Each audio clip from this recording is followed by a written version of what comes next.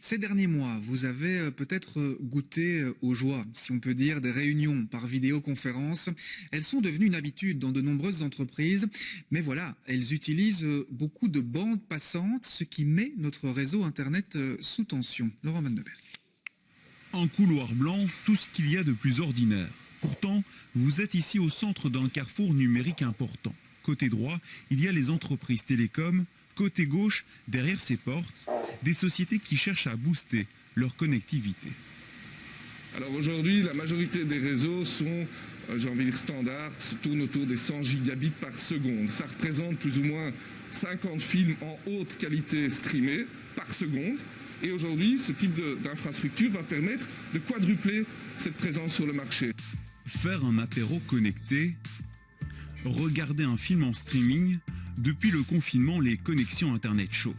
Pour les entreprises qui travaillent en réseau, il a fallu s'adapter. Les vidéoconférences sont devenues quotidiennes pour les employés, le recours à certains services connectés également.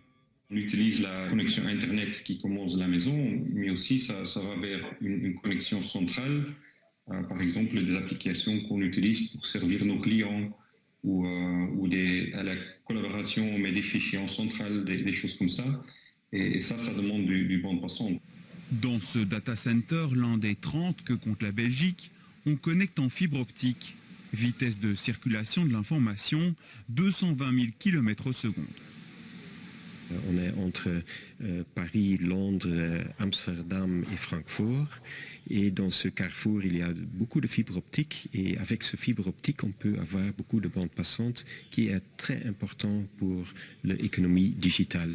Les centres de données, moins nombreux qu'à l'étranger, se développent, avec pour l'instant des besoins importants, comme ceux des universités pour les cours à distance par exemple, ou encore les commerces pour la vente en ligne.